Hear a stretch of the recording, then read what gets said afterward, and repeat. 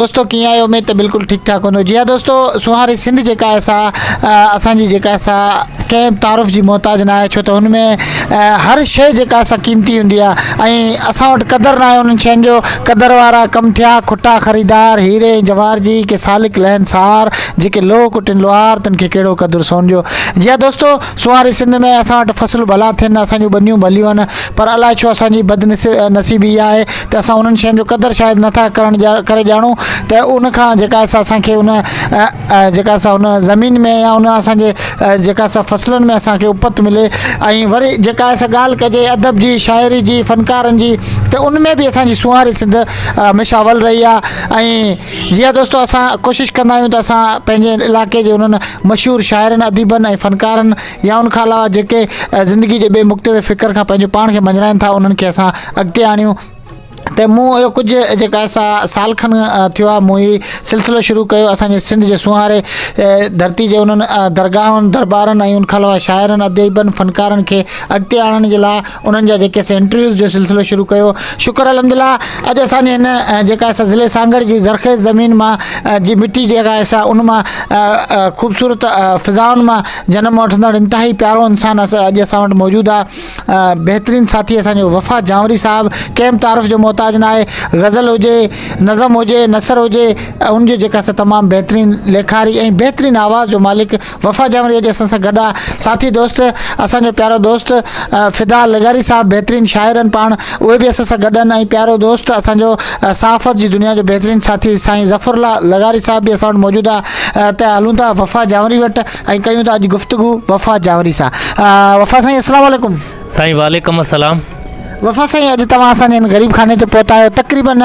तव्हां असांजा वीडियोज़ ॾिसंदा आहियो यूट्यूब ते या फेसबुक ते, तव्हांखे कीअं लॻंदो आहे? साईं तमामु बहितरीनु तव्हां कमु करे रहिया आहियो। यकीनन त तव्हां हिकिड़ी तारीख़ मेड़े रहिया आहियो ऐं उन तारीख़ जा उहे तव्हां हीरा असांखे ॾेखारे रहिया आहियो। पोइ फ़नून लतीफ़ सां लागू हुजनि, शाइर हुजनि, फ़नकार हुजनि, उन्हनि खां इंटरव्यू वठी तव्हां हिकिड़ो तारीख़ी कमु करे रहिया आहियो। वफ़ा साईं, सभ खां अवल तव्हां इहो दोस्तनि खे पंहिंजो तारुफ़ कराइजो। साईं, मुंहिंजो असुलु नालो छठीअ जो शायदि मुंहिंजे नंढड़नि खे ख़बर कोन हूंदी त अली ॾिनो मुंहिंजो छठीअ जो नालो ऐं शाइरीअ जे हवाले सां वफ़ा जावरी मुंहिंजी ख़ासि सुञाणप रही आहे। वफ़ा साईं, तव्हांखे असां तक़रीबन ॿुधो आहे तमामु बहितरीनु नमूने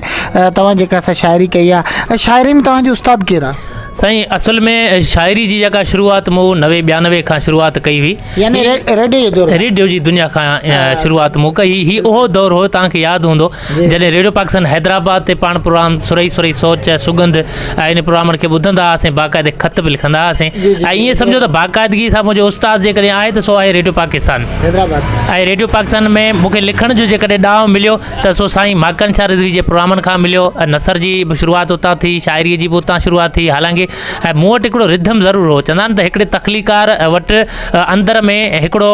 ॾात धणी लिखियलु हूंदो आहे, हिकिड़ो फ़नकार लिखियलु हूंदो आहे। पोइ आउं पंहिंजा गीत झूंगारे लिखंदो हुउसि, पोइ इहा ख़बर कोन हूंदी हुई त इहे वज़न बहर ते मुकमिल लहंदा या न लहंदा। बहरहाल मूंखे इहो हो त मूंखे कमु करिणो हुयो ऐं आउं ईअं झूंगारींदो पंहिंजा गज़ल लिखंदो हुउसि। ऐं हाणे मुतमिन बि कोन हुउसि त इहे सही आहिनि या न आहिनि। बहरहाल मूं हिमत न हारी, लिखंदो रहियुसि। पोइ जॾहिं शाइरी जे लवाज़मात खे, घाड़ेटनि खे, इन्हनि सभिनी खे मूं ॼातो परखियो ऐं उन्हनि सुठनि अदीबनि, उस्तादनि सां मुलाक़ातूं थियूं, उन्हनि मां मूं घणो कुझु सिखियो। अॼु अल्हम्दुलिल्लाह मुंहिंजा 2 शाइरी जा किताब छपजी चुका आहिनि। हिकिड़ो 2009 में नेण नीरा कमल जे नाले सां, ॿियो हींअर ई ताज़ो मुंहिंजो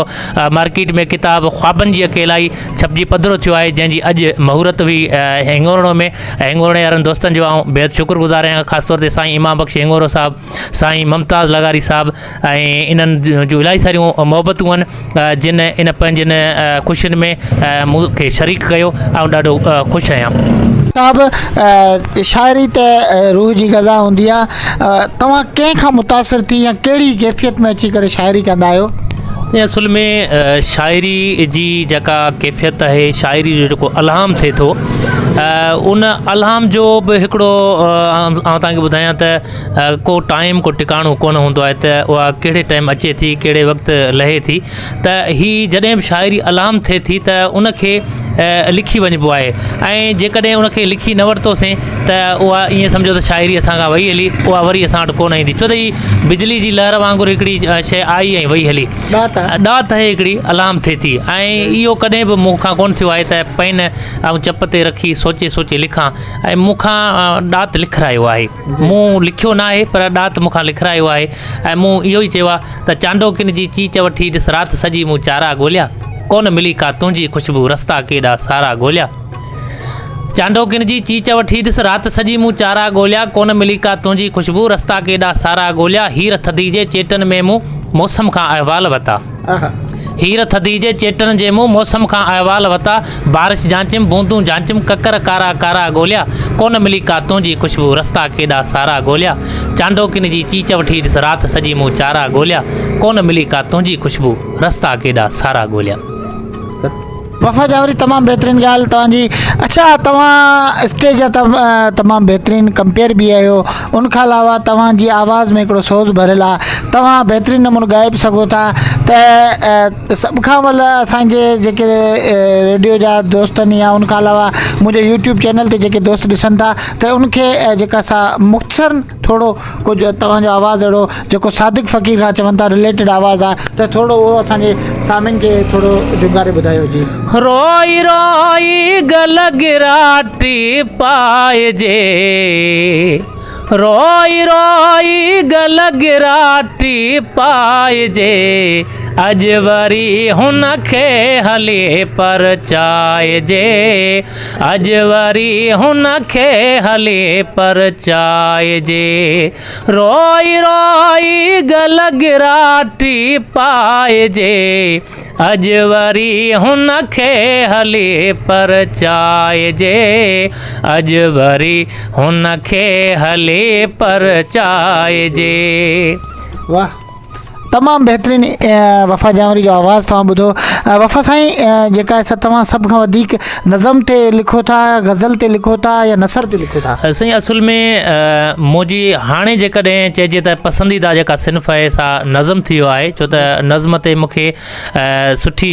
जेको गिरफ़्त आहे ऐं हिकिड़ो नज़म लिखी वञा थो ऐं हिन खां अॻु में मुंहिंजो जेको किताबु हुयो नेण नीरा कंवल उन में मुंहिंजी घणी जेका दस्तरस हुई उहा गज़लनि ते हुई पर पोइ बि दोस्तनि जो चवणु हुयो त गज़लनि खां वधीक तव्हांजा सगारा नज़्म आहिनि तमामु बहितरीनु वफ़ा साईं अॼु तव्हां सां मिली करे ॾाढी ख़ुशी थी वफ़ा साईं शाइर फ़नकार अदीब असांजी सुवारी सिंध में दिन ब दिन जेके नई लिखणियूं लिखनि पिया ऐं उनखां अलावा तक़रीबन असांजा शाइर जेके तकड़ करे लिखनि था जीअं हींअर ताज़ो हिकिड़ो असांजो ढोरे नारे में मुशाइरो थियो उन में बि कंहिं शाइर छो त मूंखे मुनासिबु नथो लॻे कंहिं दोस्त या अदीब जो नालो खणिजे पर हुन लिखियो अहिड़े हिसाब खां अहिड़नि शाइरनि खे तव्हां कहिड़ो पैगाम ॾियणु सही असुल में आउं त चवंदुसि शाइरी अंदरि जो आवाज़ु आहे ऐं तव्हां उहो पैगाम छा था ॾियणु चाहियो तव्हां पंहिंजे धरती वासियुनि खे पंहिंजे सिंध वासियुनि खे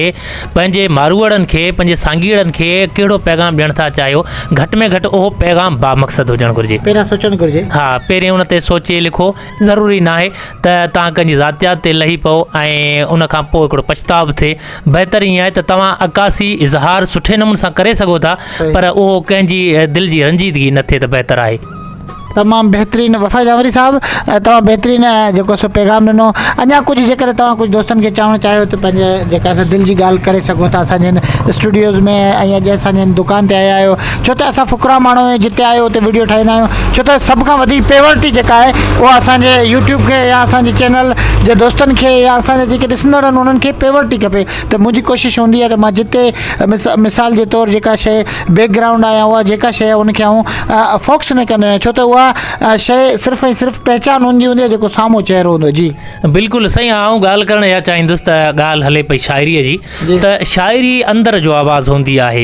ऐं जॾहिं शाइर पंहिंजे अंदरि मां का तख़लीक़ जोड़ींदो आहे जॾहिं उहा लफ़्ज़नि जो रूप वठंदी आहे त उहा हर इंसान जी दांह पड़जी वेंदी आहे ऐं शाइर ज़रूरी न आहे त उहो पंहिंजे दिलि जी ॻाल्हि करे